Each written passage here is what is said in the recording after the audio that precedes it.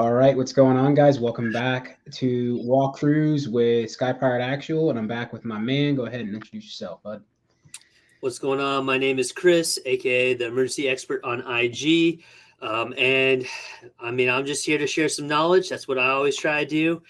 In this particular one, it tends to be what I will refer to as my shit. And so a little bit of background for you guys who don't know me at all.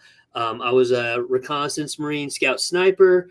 I prided myself on green side, which is essentially the information collection side of reconnaissance, being in a hide site or OP, and all the field craft, all the ways of conducting yourself within those areas, how you get in, how you do your inserts and your J hooks and all these things that like you have to learn from real experience doing these things in various environments. And so when someone brought this particular video up, I was like, this is going to be fun because I actually have on both, my military background, but as a civilian contractor and working the civilian side in different aspects, corporate security, red teaming, stuff like that. I've done a lot of urban reconnaissance as well. And I can tell you what it is. It isn't full kit and a rifle. It's usually, if you're lucky, a bulletproof vest, a pistol, and a cup of coffee and a notebook. And you're just sitting in the car or sitting in doing the work. Eyeballs. But yeah. I'm excited to do one, not to shit on brass backs because he's doing what he can with the information that he's got, and I respect that. Just like a lot of these guys out there who are spreading solid information for what they got and helping people come to a better understanding of what this whole realm is, both to civilians and to guys who are professionals or who are still doing the damn thing. And I think this is why we do these things, is because we're trying to draw a comparison and kind of merge the ideas for everybody's betterment. Yep. All right, man, you pretty much nailed that entire intro. So, I mean, I don't really have much left. I'm sorry, dude. I didn't mean to steal the thunder. You're good. All right, guys, we're going to hop into the video. If y'all want to know my background, y'all can ask me fucking later. All right, so let's go ahead and hop into the video. Civilian small team reconnaissance. Recordings just got better. Of course. And it's StreamYard. I'm so excited to announce that. Brass Facts guy here again.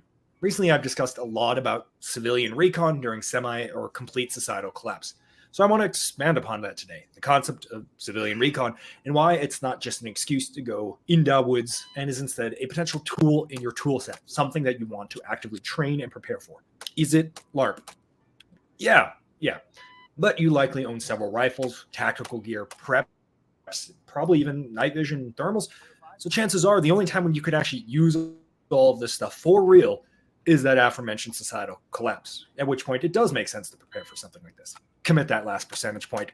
It's fun. And hey, if we keep this up as a society, this stuff will actually be incredibly useful. We'll see. So we're game planning out what we might think could happen, so we're more mentally prepared when something does happen, or if it happens.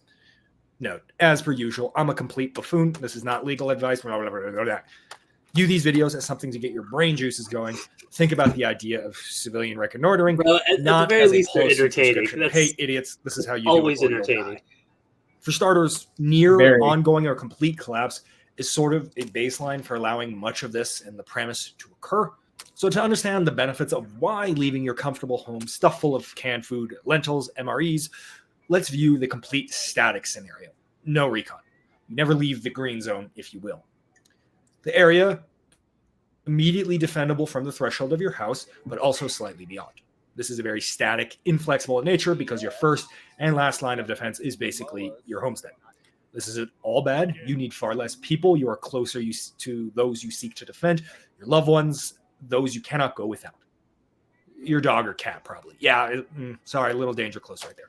For a lot of scenarios, this is it. This is what the doctor ordered. Hunker the fuck down and have a metaphorical pint and wait for it to all blow over. You have food, water, supplies, and amenities, right? You have those, right? The percentage of people who don't have this luxury will be numerous, and they will be fighting over that, basically. And they are the vast majority. You will be a rounding error. During this phase of beginning and full-blown collapse, Organized groups are going to be vastly outnumbered by smaller, unorganized groups or even lone wolf type individuals early on by simple statistics. Even in small urban areas that have buildups of only like a million, it is very unlikely that every single one of them will band together instantly and form a society. There will be fighting for scraps. It doesn't matter how well prepared you are at fighting, doing El Presidente drills, you're going to get wrecked. Let's continue spinning that hypothetical dial, which feels a lot less hypothetical by the day, and we enter full-blown collapse, complete loss of infrastructure. You get Mad Max, Fallout, End of Times. After a certain period, the ratio of lone actors to organized groups will begin to tilt away from the chaos towards a new, different type of chaos reality. Survival of the fittest has set in. Who knows how long this will take? Some parts of the world, like Bosnia, took a couple of weeks. For others, other failed states, took significantly longer. The mechanism of failure really defines this. Actually, time for some quick whiplash. Night vision is pretty damn good for civilian recon. It adds an extra level of security to your plans, whether you're going to do the aforementioned recon mission, planting potatoes at 4 a.m, or whatever task you can dream of. Night vision is a force multiplier. Nightline is one such place where you can buy night vision, and the sponsor of this video. And with my 15% discount code, just mentioned ASVAC sent you, you will have a very competitive place to shop for black magic tubes to see in the dark.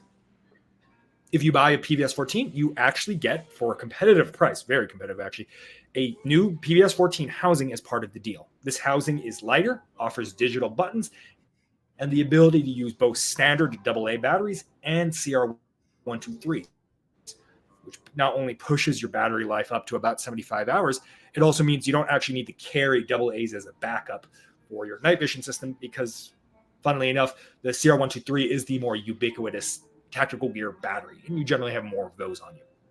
Anyways, if you're interested, next time you go shopping for night vision, considering opening up a tab at Nightline and checking them out. Don't honk at me! Oh, cocksucker! Let me know when you want to pause, brother. This is probably a good place to pause it real quick. You're not ready and just for it. have like do a little disclaimer. So, all right. So here's the upfront disclaimer. Let's do it. We already kind of said it, right? But this is not us shitting on them, okay? It's not. At the same time, it is. Like, I'm gonna call it what it is. Like, if I see something or I hear something that's like kind of just doesn't make sense. I mean, I've already heard a couple things, but like, here's what I think people need to know and understand about reconnaissance, right? Reconnaissance doesn't start when shit hits the fan. Reconnaissance has been going on continually wherever you are. And like, the thing that people need to understand is the most important thing to get established before anything else is what that norm is, what that baseline is. Because you're going to judge everything off of that baseline. This is why, like, when you go into countries, when you're in the military, that you do a unit turnover debrief. And oftentimes, especially like the reconnaissance assets or some of the guys who are going to be doing the on-ground patrolling, like, they'll integrate with you so that you can talk with guys and you can go out there with them for a little bit while they're still there and kind of see what's going on. Like, the difference here is, and what he's talking about is like, this is already your area of operation. So like, you should be very well as a local, because if you go into a place in the military or as a contractor, they're usually going to give you a guide. They're going to give you someone who's from that area, who speaks the local language. And that person is supposed to, not all of them are good, but the good ones will give you basically a cultural crash course and tell you about the changes that have occurred and where they see it going, so that you can recognize those things and understand that there's changes, dynamic changes going on within that environment. But for us and for me, and I know Sky Pirate's the same way, is when I leave my house, I'm always on. I'm always looking what cars aren't in my neighborhood that I don't recognize. Like, are there new cars parked? When I come home, I saw a new car the other day. Silver Acura, early 2000s, young male sitting in there. Don't know what he's doing, but I put that little thing in my head so that if I see it again and I see it again, all of a sudden I recognize there's patterns outside that baseline. Yeah.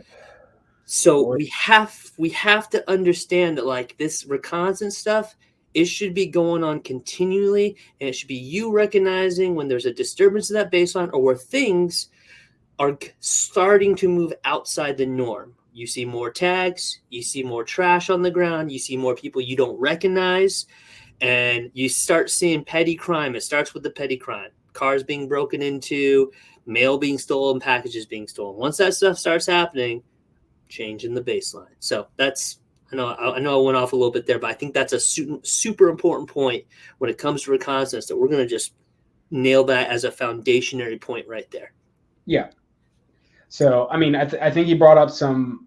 I mean, I like the fact that he's not like out here masquerading as something he's not. I think that's great. He's like, I know what I am, I know what I'm not, and I'm like, dude, fuck yeah, man, I like that. I'm a big fan of people that are who they say they are, right? He mentioned a couple of points earlier about pushing the boundary out so that they're not having to fight them at your doorstep. I think that's very situationally dependent, but for certain situations, that absolutely is correct, right? Yep. You want to fight them out. You don't want to be fighting them at your doorstep, your Alamo, right? You want to push that boundary further out, but that also depends on how many people you have, right? If it's just you and you can only cover so much space.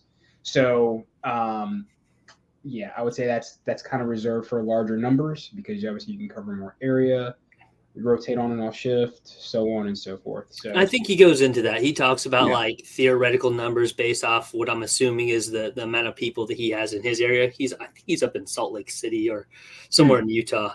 At least the terrain, that's what it looks like. Yeah. All right, I'm gonna go ahead and pop it back on. Let's do it. So society has collapsed. We've gone through a phase of turmoil and survival of the fittest. We are now in a hypothetical regime where the fittest, smartest, most well-prepared, and obviously the most lucky still remain.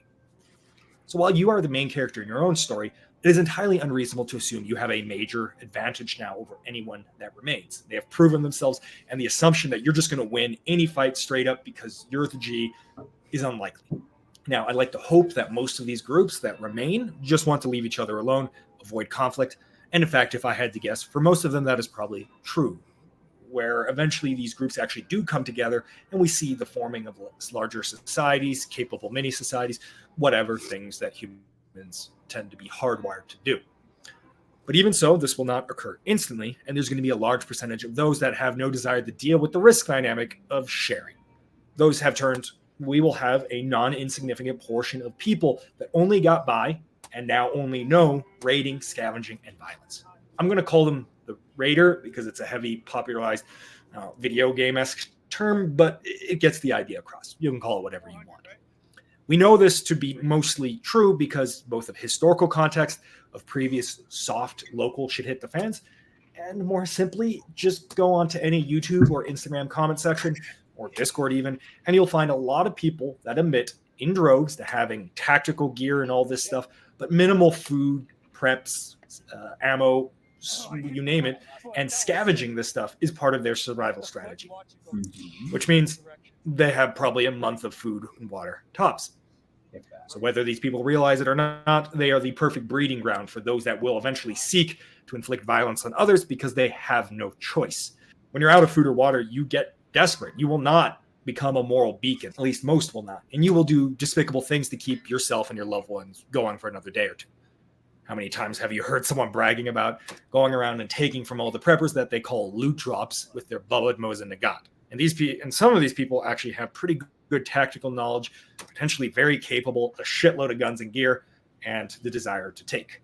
Now, as an aside, the success rate of relying on people as loot drops is not a good plan, and most will fail, but you don't need all of them to make it to present a credible threat. So even if 90% of them completely fall on their face day one, there are that 10% that remain that will be a very potent threat. Going up against these guys in straight up gunfights is a great way to eventually be attritioned. Okay, so we've gone through the potential threat. What's the plan here?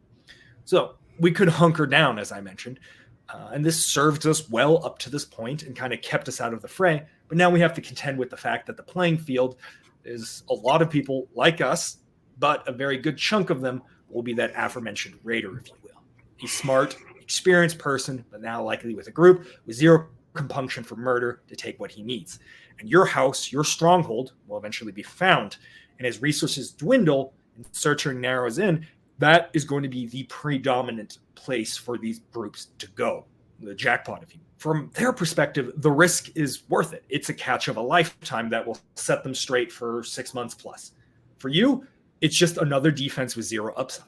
Losing 1 to 2 men is catastrophic for you, for most groups, in fact. For them, 2 to 5 men might be business as usual. And they're going to eventually kick down your front door, beat your ass in CQB, because CQB against mass forces is virtually unwinnable. And even if you have increased fortification, firewatch, rotating armed men, reality still exists. Real quick? Viewing the house like a castle in most scenarios is a terrible idea. It's cheaply built wooden. All right. What does this footage have to do with anything that he's talking about? What's that? Can you hear me? Nothing. Yeah, I can hear you. Okay. I think there's just a little bit of a lag time. But dude, this is the thing that bothers me is like all I've seen is just like range day footage. That's all I've seen. Like I'm like none of what he's talking about right now has anything to do with what's on the screen. Like I don't. Yeah. I'm sure maybe they'll get to it. I don't remember because it's been a minute since I've watched this. But like I'm just watching dudes shoot rounds at dead space while he's like talking about like the theory behind all this and like whether his theory's on or it's off. Right. This is just his assumptions based off of what he knows from like what he's seen. Things he's read, stuff like that. But like the other side of this is like most people don't live out in the middle of nowhere. Like you're in a suburban area. Like I would be showing footage of like how houses are set up and like, okay, I'm in a point defense system in my house. Like, let's look at fields of fire. Let's look at areas that I can't see, areas that defilate areas of cover that I now have to come up with the idea of how I'm going to, scout that out and make sure there's no one creeping around. It's just, I don't get this. I don't get this footage has anything to do with the unrelated. Yeah, it's just like him and what is it, Hoplite or whatever. They're just walking around, out in the hillside. I'm like, okay, well, let's actually show some stuff we're talking about here. But yeah, I think they know better than I do. I think a lot of it is just entertainment purpose. Yeah, right. For entertainment purposes, that's my guess. I saw a dude pull out a set of binos instead of using his scope, so I was like, positive. Yes. Very, very good. Yep. But, great. Good to see it. You need more than binos, some pen and paper. A lot of the work with reconnaissance. I feel like there's a huge opportunity for him to like show some like what he means in wherever they're at. Cause like no one has a house out in the middle of nowhere like this. Like one dude does, but like none of these no 20-year-old is living on the range, 30 miles out Salt Lake. Like unless he's a rancher or something, it's just, yeah. I'm like, ugh, all right. Sorry. I had to say something about that. No worries. Let's hop back into it. Faster structure that is only marginally better than concealment. And once you are found, the attacker is inherently favored once they realize what they're up against. Now, I'm not saying you're checkmated here. Not at all. This is part of the dilemma and dynamic of preparedness. There are things you can do to break out of this, many of which involve essentially abandoning your home or other things you can do that eventually are probably going to be quite costly.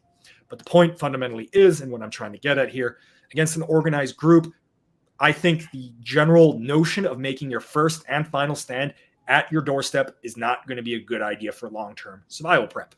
Now, we can extend the perimeter, we can have kill boxes, increase firewatch, and more. And that's probably what most people are going to have to do, basically move the engagement zone away from the house. At some point, I will discuss perimeter defense as such, maybe bring someone with more experience on in the matter.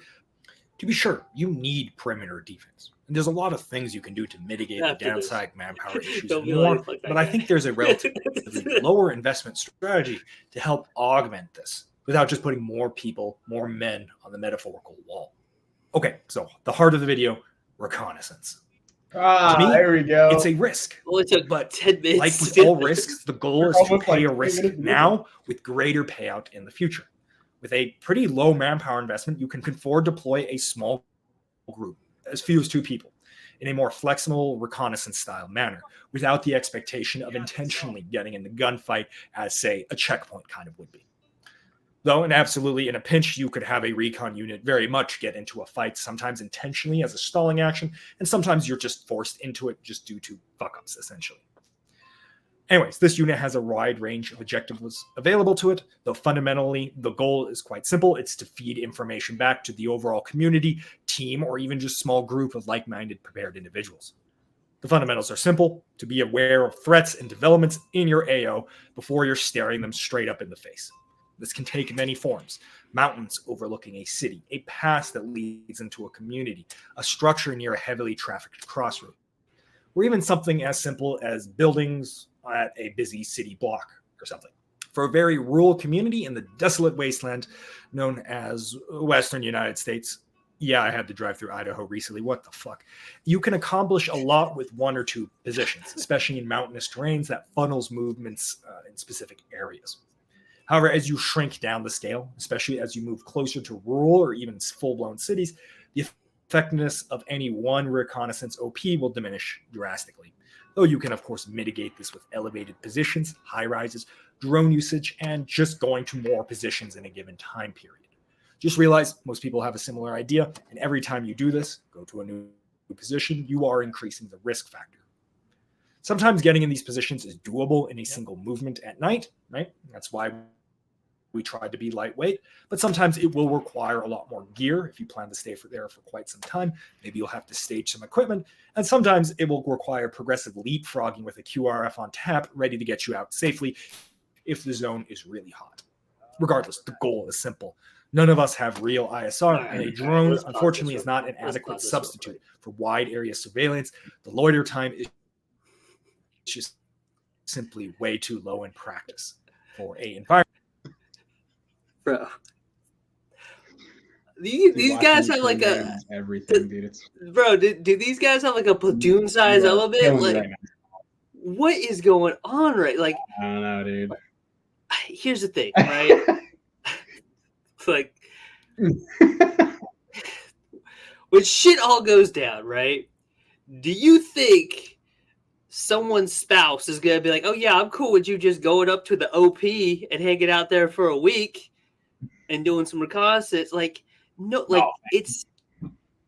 I'm sorry, like we unless you have a very dedicated group with a bunch of dudes who are like have done this stuff in the past, like your OP is not going to be far away from wherever home is. Like everything needs to be close, because if you got two guys up in the OP, because that was the minimum number that he said, right? Covering whatever, one section, we'll say one half of wherever one's at. And then you have one the other. How many dudes do you got left?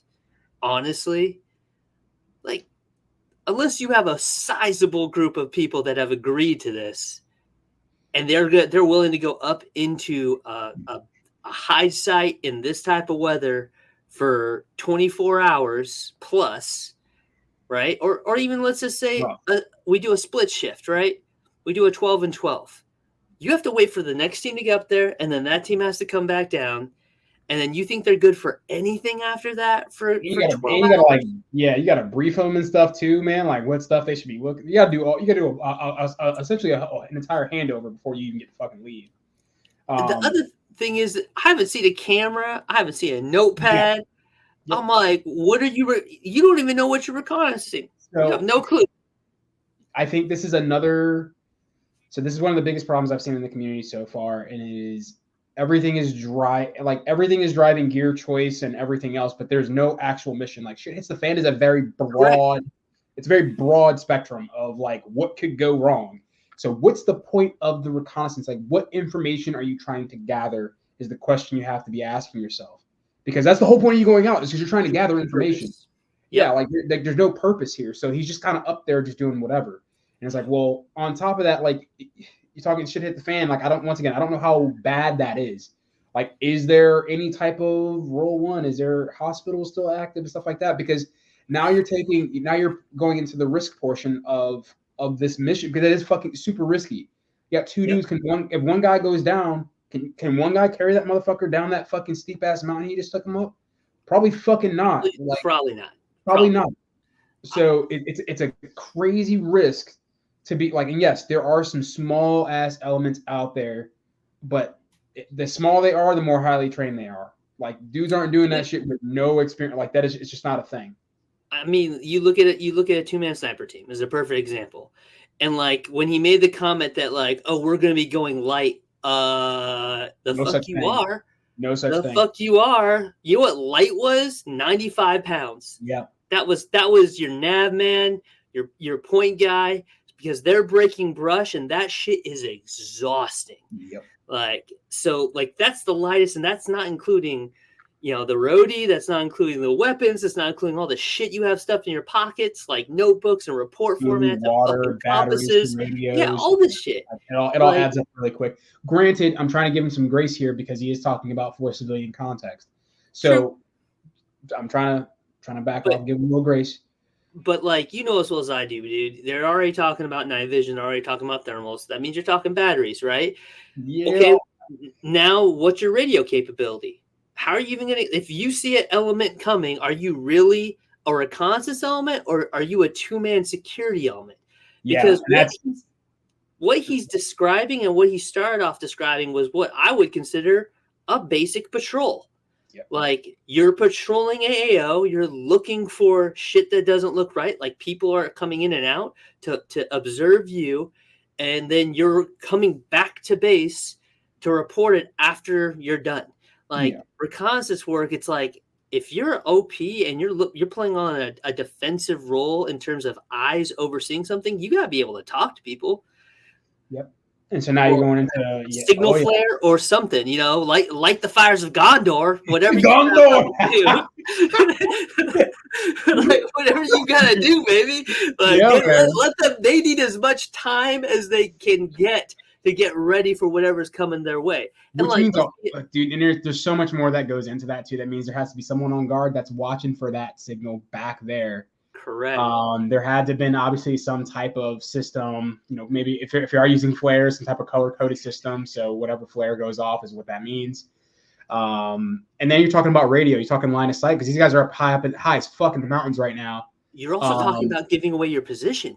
Yeah, there's a whole lot going on there. So like it's such a complex idea, and like I'll tell you from like a true small team reconnaissance background, right? Whether we're talking sniper or with the Marine Corps, like we weren't comfortable with engage. Like our job is not to engage anything when we're out there doing. I was actually gonna bring that up. Yep. So like if I see some bad dudes and I'm popping, you know, that flare up or whatever I'm using the signal radio, like the assumption is they're gonna know I'm there as well, which means I got to go. What does that say? Yep, exactly. That's exactly the first thing. That was one of the first things. I won't say one of the first things I wrote, but it was one of the things I wrote as he was talking. As a recon element, your job is not to get decisively engaged. Nope. At no point in time. That's all changed when like we started doing more urban stuff and the black side really started taking over. I mean, but like true reconnaissance, like that's what people used to call that was the silent professionalism, is the dudes who can go into the bush and basically like not get found by anybody, do their job and get out without leaving a trace. That is the true professional, because I can tell you as someone who has been in some terrible hide sites with ants and bugs and like 8-inch long purple centipedes crawling on my face at night and stuff, like crazy stuff. But like, that's the game. Like it's literally like you versus you, and everything's going on up here. You're like, I just gotta stay occupied or I'm gonna go insane. Yeah. Another thing I was waiting for him to kind of go through is talking through like your compromise, right? Your compromise plan. What do you do? In the event that you get compromised, like if it's soft or hard compromise, like we're like, no shit, you've been spotted, versus like, he may have seen me, may not have seen me. Do I just go ahead and fucking just pop smoke and leave anyway, or do I take the chance, stay, and take the risk? So I would like to see that happen. I don't know if he's going to talk to that. My memory's shit. I can't remember this whole video. I don't remember either. But that's something that should definitely be discussed. Some type of like, and on top of that, like I've said this before, like reconnaissance sounds cool until you're actually doing it, and then you realize it involves a lot of long, slow movements, usually in the night, usually very uncomfortable, with a very heavy pack on your back. Yep. And then at best, you are shitting in a bag fucking, your eyes are going to be not literally bleeding, but your eyes are going to be strained from watching an area for a very long time. And then at worst, you're going to be breaking contact and running for your fucking life, essentially. So, yeah. And here's the other side of that breaking contact that, like, I know they won't address because they've never had to think about that. But the amount of personal information that can be derived from a pack that's been dropped, because if you're a 2-man element, you got to run. Like, it's not like oh, I'll just pop over this hill. If it's a larger element, if they got you outnumbered, 3-1 or more, which it most likely will be. I mean, just the fact that you got seen, and that's another thing that I want to bring up, is like, no one's got cami paint on, no one's trying to break up the silhouette of their bodies. Like, if these guys were walking around in the terrain they're in right now, I don't care what kind of camo they have on, that movement and that silhouette is so distinct on a ridge line that, like, people will pick up on that extremely quick, especially if they're from that area. And then, like, it's like, dude, like, you guys, how are you hiding? Like, I've seen nothing about the actual, like, hide site. Like, how you do, how are you going to enter in that hide site without leaving trace? Like, this is the stuff what I was saying. It's like, you can read all you want, right? And I have tons of reconnaissance manuals, but, like, unless you've actually had to, like, understand how to properly J-hook into your OP or into your hide site for the night or whatever you're going, and, like, you haven't figured out how to do that with a pack on without making noise, like, it's a whole process. It's not like you could just flop shit down. Like, you have to find a spot and you have to carefully curate and push and make sure that, like, whatever you're using to use as cover or concealment, you're not disturbing that so that it makes it extremely apparent from the outside. And then you have to send someone out and they got to look while someone holds security for them to make sure that, like, there's no spots that you then have to fill in with your own, your own material, your own veg that you cultivate to put in there to block in those holes for people from seeing in. It's an art form, man. It's like, it's part art, it's part science that, like, you need to be there and do it. Like, you really have to get your hands dirty. Fucking greed. I think you've covered most of that right now, so let's go ahead and pop that video back on. Go on my it's a 21-minute video. All right, let's let them get a little bit further through that. Environment that's actually fairly slow moving. Drones might actually be a pretty cool video for another time. All the fundamentals of recon still apply. Low signature, lightweight weapons, lighter loadouts. Night vision helps a lot for infill, exfil. Route planning, well-practiced break from contact, and a ongoing situational awareness map to kind of have a good idea of what is going on. It kind of builds upon itself. What are we getting out of something like this? Well, no shit, information. You get a rough idea, especially in an urban area, for example, of what the playing field is. Is that group over there on whatever street simply just big chilling in that home, or are they sending out patrols? Where are those patrols roughly going? What is the disposition of these patrols? Are they looking for a fight, or are they basically homeless status? That group over there keeps coming home with bags of what looks like loot, so to speak. Was it from a fight, or is it just scavenging from houses? You can tell a lot due to facial and dispositions of the individuals. How healthy and nourished are they looking? Are they one step away from looking like a zombie? Which one looks to be their leader? That group over there might obviously be conducting offensive operations and expanding from a circular pattern out from their base. That group has night vision. That group over there is clearly using communication devices. We can hone in on that. The list goes on. We can begin to categorize the local area of operations, determine potential allies, potential threats, and everything in between. So for everyone listening, what he's describing holiday sale is here. Is an area just 50% off. And that's something you should be continuing to do What's in up? your area. Like I said, what they're describing there is an area study, which is something we've talked about multiple times in various chats. Oh, yeah, I was going to say that too. Yeah. So, I mean, dude, hit it. Go for it. Yeah, that's exactly. And that's about. Yeah, no, that's awesome. I was going to say the exact same thing. We're on the same page here. Sometimes you can even prevent just a spark point. If a mostly friendly group is patrolling in the area, you may notice them encroaching onto your position, and to approach that differently were you to approach this group blindly without knowing their rough intentions, right? This type of recon is also the start of basis of mutual teamwork. The ability to confidently approach someone with the aim of working together because you know how they act and know that they're good people helps a lot in your longevity versus flipping a coin saying, hey, do you want to be buds, and then getting shot in the face. Similarly, and perhaps obviously the most spicy and useful, you may discover the obvious raiding party that is prepping to do raiding things. And you may decide to meet them on one of their patrols in an ambush type scenarios, or if you're feeling especially froggy at the current operational base, fighting them on your terms. None of this can be facilitated if you are sitting in a static defensive perimeter around your home and just playing pure defense. For a community style, a larger community in a rural or non-built-up area, you can use forward recon positions to keep eyes on another community. Not necessarily even a hostile one, but trust but verify. Observe their patterns. What are their defenses like? Their success, their failings, are they hunting? If that community gets attacked, view how they get attacked and what their response and capability is. Sometimes you might even just be there to see if they need help. But obviously, in the worst case scenario, if they potentially are a rival or neutral group to you, you may notice them potentially staging for an attack.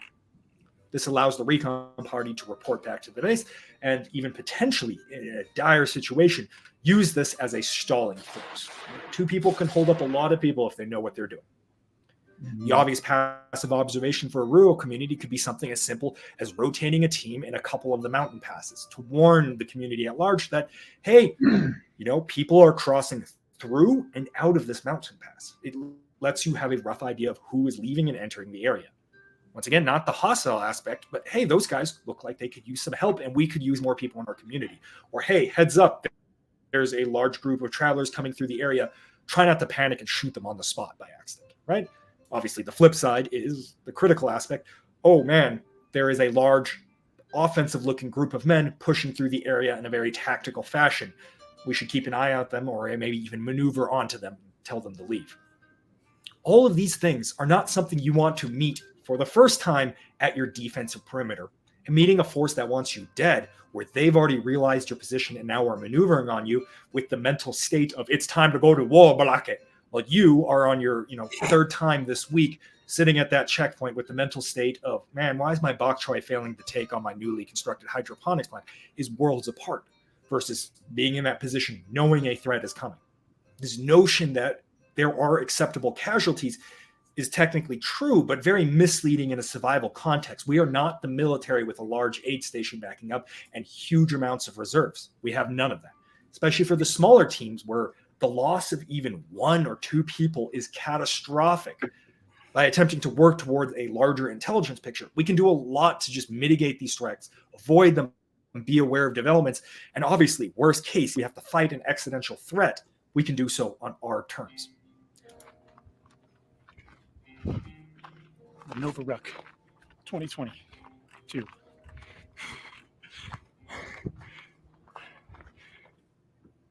Introducing Hyperline, the most amazing soft body armor ever. Hyperline is made for professionals. Plans here. Should we stop there? I think there's some good stuff to my team there. Myself personally, but it's something I'm slowly working towards. Yeah. I think this is a. So, one thing that I think there's a couple meanings that people should get familiar with if they're thinking about reconnaissance, right? There's KCOA, right? Where we have key terrain, observation, fields of fire, cover and concealment, obstacles, avenues of approach and withdrawal. We need to know these and understand how these things work is so that we can understand how how terrain works, right? And how that terrain can be used to your advantage or against you, given your positioning within that terrain. So that's basically what he was describing earlier on. That and then the standard Met TC, right? He was breaking down understanding enemies and terrain and weather and troops and how much time you have and the civilian so those 2 terms you should get very familiar with if you're trying to understand reconnaissance, because the thing that there's not a clearly defined mission that he has here for his reconnaissance element. And like, as someone, like, your commander's intent drives how you're going to do stuff. Because if we're looking to take more area, right, then I use my eyes and observation skills to look for very specific things, right? I'm going to look more so for weaknesses and for areas that are currently unoccupied where we can fill in that space gap without very little resistance in order to control more of that space. But on the flip side, if the goal is find where the bad dudes are so we can go in and crush them, then now I'm looking more so for activity. Right. And I'm going to be looking for military age males. I'm going to be looking for odd comings and goings in terms of hours. I'm going to be looking for elements of teams and people working together to do whatever the bad guys are doing in that particular area. And so, and the other thing that, like, I haven't even heard mentioned yet that I think is something from the civilian side that I've brought into my head to start utilizing more effectively is things like trail cameras and other electronic means. Like, you don't have to be out here doing the damn thing. Yeah, you could literally just have a trail camera up and go out and check it periodically when you do your basic patrol through the areas, which you should be doing anyways if you're trying to control an area to some capacity, right? Like, you can't say you can control an area if you're only sitting in your castle. Like, you have to send dudes out, and there has to be presence projected to make sure that the bad guys know that this shit's not theirs to take. Right. And so, but the trail cameras and then also the drones, which he mentioned, like drones being, I think, like, if it's true, like the whole premise of this is everybody has their own idea of what level of shit hit the fan. Yeah. Like, yeah. I'm sorry, but your DJI probably ain't gonna fucking work if cell phone towers and sats are down. Ain't gonna happen. Maybe you'll get 50 feet or 100 feet, whatever that, whatever distance you get off of that receiver. But like, for the most part, you're not unless you're in a urban area, probably not gonna be super useful. So like, it's hard to really base like what he's talking about because it feels like he has a very specific scenario in his mind. Yep. But like, it's very ambiguous. Like, oh, there's raiders and there's resources that need to be cultivated. And it's like, cool. Like, that's what happens. That's in any crisis or disaster or emergency. That's exactly, research. But like, there's specific limitations depending on what we're doing. Cause like, you can have all this cool shit that you want, but like, if the lights are completely out, it's gonna be a rough time, right? Yep. Like, that's all I'm saying. So I think defining like that mission for reconnaissance, having that commander's intent is such a big thing because it tells me exactly what he wants me to go and be his eyes for. Yep. And so like, I did like I said, the area study, the fact that he's like putting up his little mini map and drawing his little doodles. Like, I dig it. Like, I think that's awesome that at least they're kind of like putting that up there. But I feel like with this, like, there's a lot of like he said, game theory. I know I could see why he put that down with the quotation marks because he's playing a game. He's trying to yeah. I can appreciate him being forward about it, dude. Like, for sure. Seriously, I can definitely. There's no hidden messaging. I'll tell you that. Yeah. There's no hidden messaging. You get what you get, baby. You get, dude. I love it. I love it. But I think if if this is gonna be a discussion, I definitely think you could probably do a little bit longer than 21 minutes. To dive into some kind of really specific stuff. You can even pull out a map kind of. I think people would dig if you threw in like a TDG, right? A tactical decision game. You're like, all right, cool. Like, if this is the situation, like, get real specific with the situation. And you're like, hey, this is the situation. Like, lights went out. Lights are going to be out for the next 3 weeks, right? Or give it like a really specific time. That way you give a left and right limit for how far the imagination gets to go. Yeah. And be like, hey, there's no commanders or anything, right? Everybody's a civilian. So maybe it's just you and your buddy. And you guys are It like, might be like one of those Michigan militias where some fat dude who never served is like a fucking full bird colonel walking around. His yeah. M81's like, you'll address me as sir, all right, there, Corporal. As he has a heart attack. Yeah, he's saying it to the guy who has like 3 combat tours. So I He's think like, that's for future reference, if they ever do this again, I think if they threw in a TDG, so a tactical decision game, where they dial in a little bit on the context, I think that could be very beneficial for the viewers, right? Because right now it's super broad. You don't have anything definitive that you're going against, which makes it a lot harder to plan. There's no real mission. There's no mission statement. There's no commander's intent. So how do we know what to load ourselves out with in order to conduct this mission, right? Yeah, you can go general with some stuff, but if you're doing something specialized like recon, yeah, like you mentioned earlier, man, you're gonna probably want some cameras that can get some real good distance, real good clarity. You might want multiple cameras. Like me, I've used the GoPro for this shit before too, because I can activate it via my phone or remote. And fucking now I have eyes on. I can look at my phone while my camera's way the fuck over there. My favorite thing with GoPros, dude, when I was doing like advanced parties and doing, basically doing, trying to be the advanced team so that when they got on the ground, the guys knew what was going on. I would just put GoPros in the corner of my front windows and just drive around. And I'd go back and just start pulling footage, especially in the areas that, I knew we were going to be at and doing whatever we're doing. Just go out there. You just do your little Z formation all the way through the streets, get back, start processing the footage. Yep. Legit. Like, and I mean, he kind of hit on a little bit earlier, but for getting like that, what's the word I'm looking for? Essentially like their day-to-day activity, something of life. Baseline. Baseline or something really specific I was thinking about, but my memory's trash. But yeah, so it seemed like they were kind of getting at that. Patterns of life. Patterns of life. Thank you. Good night, man. Yeah, memory's fucking dog shit. So, all in all, I don't know if you want to finish these last 4 minutes. Yeah, let's knock out the last 4 minutes to see if there's anything else. The other thing that is really big, guys, is just like understanding that going into the mountains or a natural terrain versus urban is two different types of recon. And your camouflage needs to be appropriate for either or. That's what I'll say. 100%. Alrighty. If y'all want to talk about this stuff offline and stuff like that too, man, both of us are available for the fucking chat. Even if you wanted to run it by us. Not saying that I'm shit and I'm a big dick guy with a fucking mad experience and no shit like that. But I know bullshit when I see bullshit. And I know good shit when I see good shit. So yeah. I'm sure you're in the same boat with that. Yeah, and honestly, I appreciate this take because it really gives me an idea of what's going on in their head because they've never done this stuff and they got some good ideas. It's just it needs to be refined. That's all it is. Yep. Agreed. All right, starting to back up. Critical component of preparedness in a deep shit hit the fan type scenario.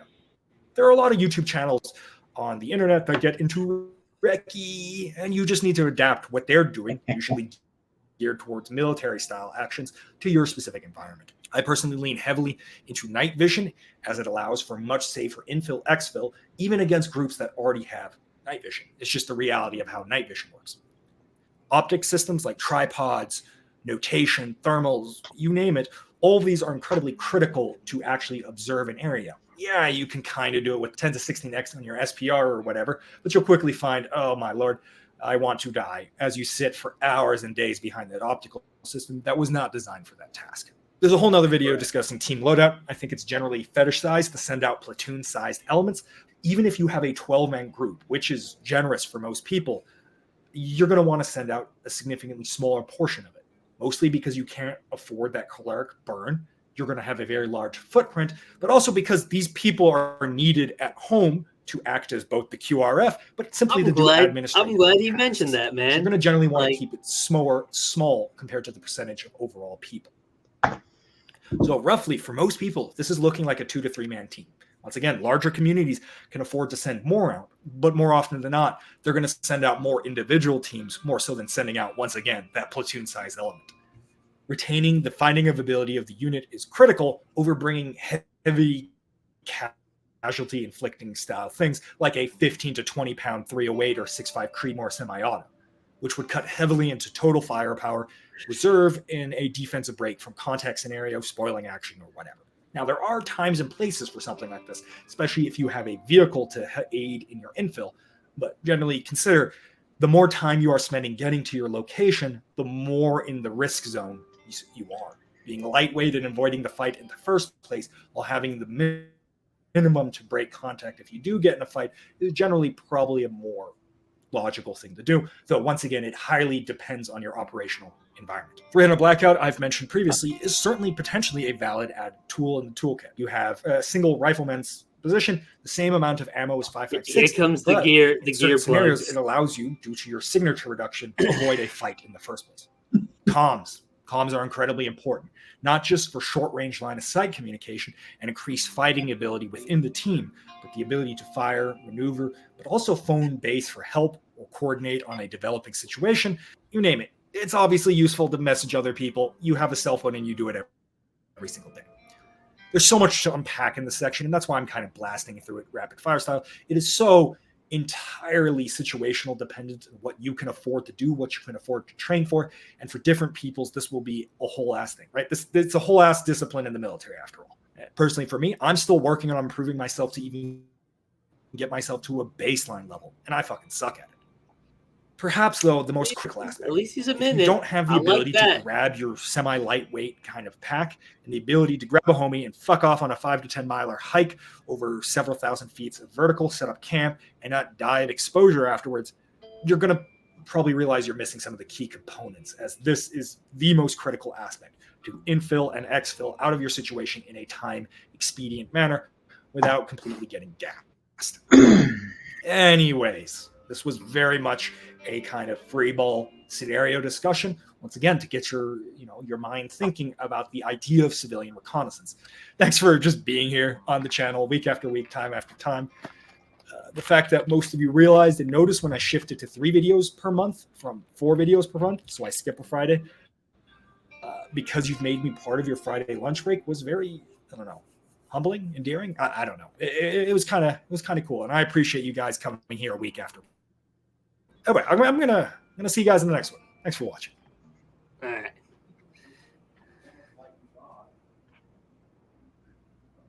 I wrote down probably about 4 or 5 notes on that last portion alone. One, love how humble these dudes are, man. That goes a long fucking way for me. Like once again, just being able to fucking admit, where you're short and where you're not strong and stuff like that, dude. Love it. Love to see it. All right, so my last note. So on the infill and exfil, so there's a couple of things that I've seen in the video that were kind of sticking out to me. So one, you need a route plan. A route plan is not necessarily. I saw them walking paths a lot. Paths are normally a fucking no-go. But reason being. Go ahead. No. So I was gonna say. Go ahead. No, go ahead. Go ahead. All right. So, here's the thing, right? How are you? What's your projection?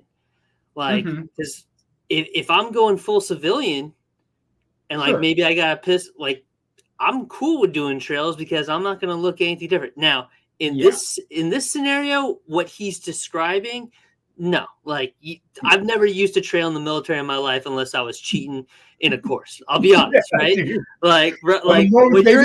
When you're on nav course or whatever, right? And you're trying to make a hack time, or you're in the swamp, anyone who's been in North Carolina, they know, ain't no one breaking brush the whole way. Oh, dude, you're running roads and you're holding your hands up to your ears 100%. To see if you could hear a Humvee coming. And then what you do, you jump in the deepest, darkest bush full of thorns that you can, and you just sit there and you quietly scream to yourself in your head, and you ask yourself, why am I doing this? Why?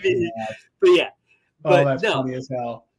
Yeah, and you could always handrail too, right? So handrailing is staying 25, 50 meters, preferably off of the main path, but just kind of literally just handrailing it, right? Staying just paralleling.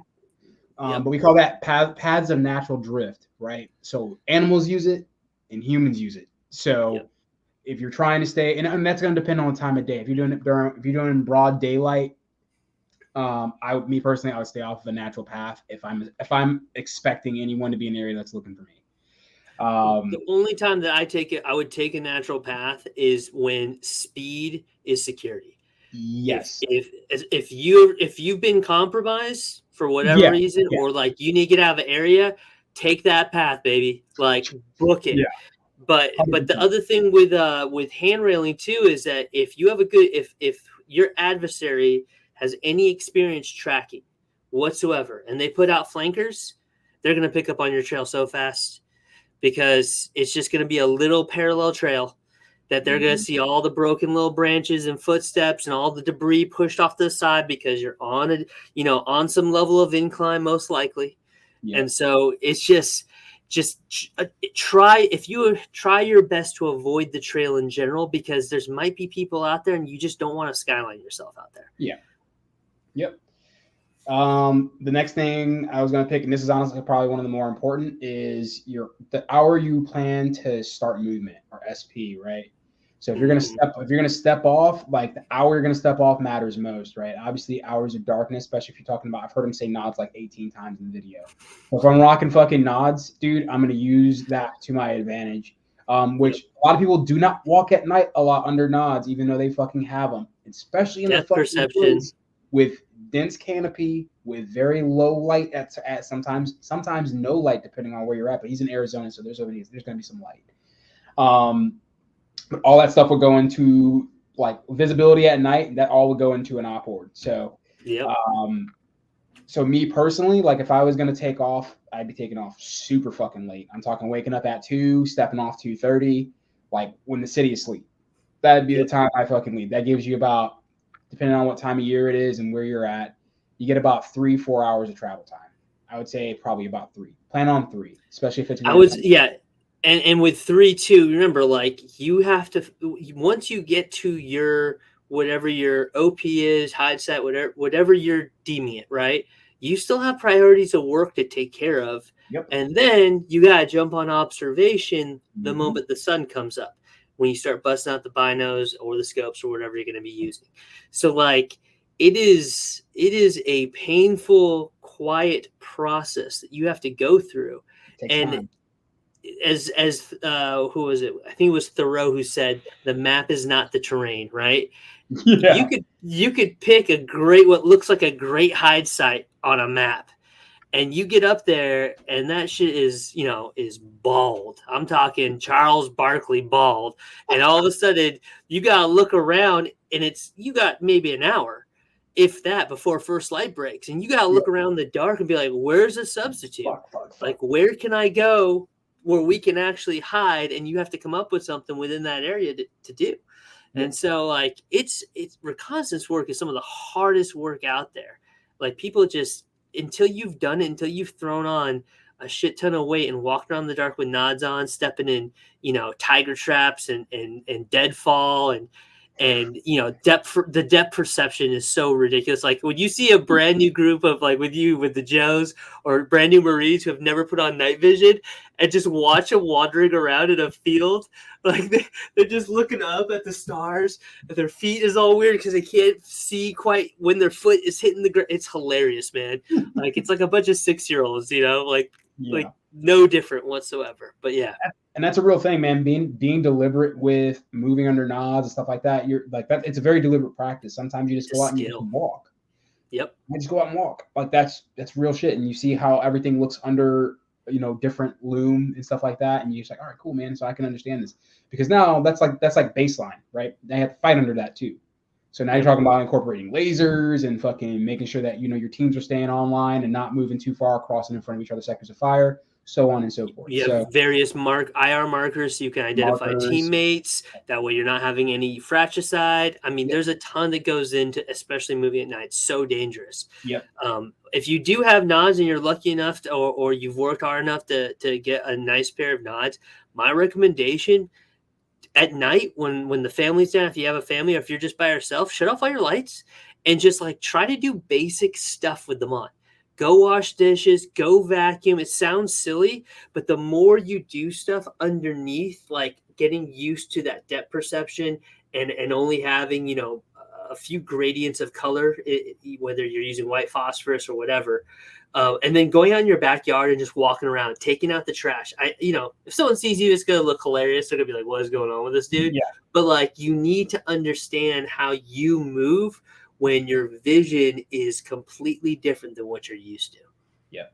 It's white phosphor, by the way. Oh, is it white phosphor? I've been saying it wrong for years. My bad. Not. It's all good. Whatever. I mean, actually, I used to just say, you know, WP, but WP. Oh, Willie Pete. Willie P. No. All right. I had last note. So, using ODAs, right? Open danger areas. I saw that quite a bit. Yep. Right. So there are ways to move a little bit more securely without having to expose yourself to an open danger area, especially if you get hit midway through one. That's going to be a pain. That's going to be a painful time bounding the fuck out of a fucking ODA. So you can dogleg, or you can essentially skirt around open danger areas. It's going to take more time. That's going to be one of the things that's going to be hardest to balance. It's going to be, do I expose myself and use speed in this instance, or do I take the fucking time, mitigate some risk, and just go break some bush to get to the other side? The big thing that people need to realize is if you have elevation, try to keep elevation as much as you can to have it working for you, right? So like if they would stay along the ridge line, there's enough rocks and trees and stuff. But like once you get into those open valleys, now you are really thinking that you're probably under observation, because it's the most natural lane of drift, right? That line of drift that human beings are so used to doing without consciously knowing, because we're tired. But like, it just takes you down into those saddles, into those fingers, into those open areas. And then all of a sudden you're in an ambush zone, or you're in an area where you're now you could easily be under observation from any part of that valley. So try to keep the elevation. It's going to suck, and it's going to tear your ankles apart and your knees apart. But maintaining that elevation allows you so much more tactical advantage, especially as a small team, for you to either leave an area by cresting over that ridge line, or skirting around certain areas and getting out of whatever area that might be exposing you. So it's just something to think about, guys, if you're actively thinking about this stuff, whether you're a civilian or whoever else. Mm-hmm. Well spoken. I went through pretty much all my notes at the time, so I don't know if you have anything else that you want to kind of cook off here. I mean, guys, this is something that you can be actively doing and rehearsing all the time. You go out for a hike, you bring some binos, you start taking notes. How many people did I see on the trail today? What was the person that stood out the most? What was their build? What was their height? What were their eye colors? What were they wearing? This is all just practice. Like, we used to play mnemonic games, and different sorts of games, like Kim's games and stuff like that. Yep. So that like we could get used to memorizing things on the spot, because you may not always have the opportunity to bust out a notepad and just Blue's Clues it down. You know what I'm saying? But like on the flip side, we have all these devices to our advantage that we can be using to going out and practicing this skill. And so, if you're interested in learning this stuff, I highly recommend just start by being more observant and observing that baseline that we talked about. Because once you understand the baseline of your area, whenever something doesn't match, there's going to be that little voice that says something, and then you need to make the note of it. Okay, it was this guy in this car, and this was the license plate that I remember. Boom, got it. That's the stuff that keeps you alive. That's the stuff that, when people talk about, how do you build situational awareness? Well, there's no real way. You have to look. No, you can be actively building situational awareness all the time. You can practice watching people's hands, their body posture, their waistband. You can be constantly observing. I walk through parking lots, and I'll be like, what car is most likely to have a gun in it if I need to get to a firearm? It's not hard to figure it out most times. You know what I'm saying? And it's decals are not your friend. Decals are not your friend. If I had a nickel for every time I saw a SIG sticker, So, but yeah, man, it's just one of those things that like you can always be working on this stuff. The thing that like I like to do is just like if I see someone interesting, I like starting to build a story. I like craft it. Like I'm gonna look at them and be like, okay, what's the average education? How are they built? Can they fight? Do they have a limp? Do they favor one side or over the other? What can I see that's on their person? What kind of jewelry are they wearing? Or does their outward appearance project something like maybe gang affiliation, maybe some sort of affiliation with a union, maybe whatever, like, or maybe it's something like a concert tee that can give me some sort of insight in the type of music they listen to that gets me into their mentality. I mean, there's so much. People are just packed full of information if you just look and take the time. And this is one of those skills that is beyond all the other stuff we talk about. Being able to understand human behavior and human beings as individuals and as groups is probably the number one skill for a variety of things out there that people can be constantly honing. So I guess that's my last little piece I'll say there. Nah, you're good, man. Like I said, I kind of deferred to you for this one because that recon was your primary job. Recon was a task for me to fill most of the time. So it's not my primary job. I'm an infantryman by trade. We patrol a lot. We walk long distances. God bless the infantry, bro. Like we're tough in our own way, but like I spent a little bit of time with the grunts, and like I was like, oh, dude, I was like, I'm gonna lose my mind. Like, especially in the Marine Corps, I'm like, who here understands things? Like, are we just listening to the guy directly above us? Does anyone have who has common sense? And there were some good dudes too, though. Like, bro, I know a bunch of grunts. Some of the smartest dudes I've ever met in my life. Hands down. Yep. Like could have been like fluid dynamic engineers or whatever they wanted to be. And they're like, nah, I want to go over to other countries and merc. Like respect. Yeah, dude. Get it. It took me a while to really like appreciate the job and like come into my own with like actually wanting to do the job and wanting to do that shit to like a really fucking high standard. It took a long time to get there. It was a shithead when I first joined. So, and it just took a while to be like, okay, this is like the science of literally how to fucking kill people. This is dope. Yeah, right. I'm probably going to bleep that out. Professional soldiering is basically murder for your country. That's all it is. Like the good old military industrial complex, dude. Fucking sick. No, love it. Anywho, sponsored by Radio. Crying. Yeah, right. I'm gonna have to and Gatorade. Yeah, right. Probably to bleep out that killing people part. Fucking YouTube will flag the piss out of that. Oh, my bad. No, you're good. I said it first. So, I know I said something earlier on. I was like, I don't know how the YouTube gods like that. We'll see. I'm a pretty small channel. They probably won't catch it. They probably won't. Nah. So I'm a super small channel.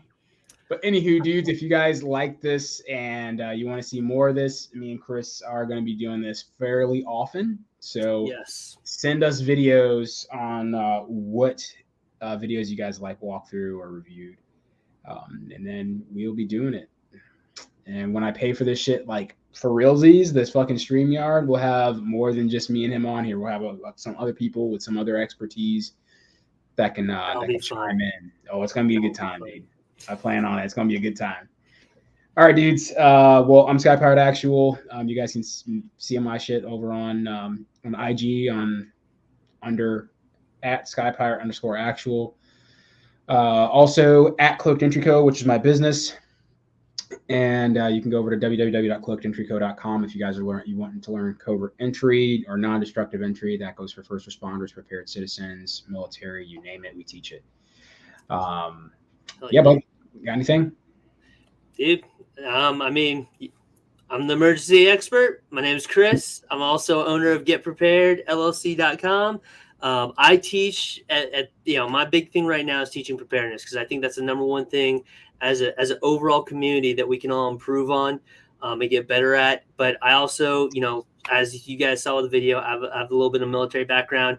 I do have a whole IG for that Corvus development group, but I haven't been too active on it lately. But I think I'm going to be picking it up. Things are getting spicy enough that maybe I want to start throwing in my little 2 cents, because I think there's an interesting merger between civilian and military that we need to find that common ground in the middle, that guerrilla mindset. So I would love to get one of these. If Brass Facts, if you ever see this, man, I would love to have you try to get Dirty Civilians. We can all hop on a fucking chat, dude, and we can just fucking chop it the fuck up. I think it'd be fun, man. I think that'd be great. They have good energy. I like as much as we like kind of pull these videos apart a little bit. I have mad respect to both these guys, because they're providing more education in terms of overall education than I ever got, as a civilian. And, in some cases, like just some of the stuff from the military, like that didn't exist on YouTube. And I had to seek out people that actually knew it to teach it to me. So you guys are doing the Lord's work. Not everything's 100%, but I wouldn't expect it to be. So I'm all good with that. As long as you guys don't try, there's a lot of people out there faking the funk. But all right, brother. All right, man. Peace. Have a good night. And stop the recording. Let's see. End recording. Boom.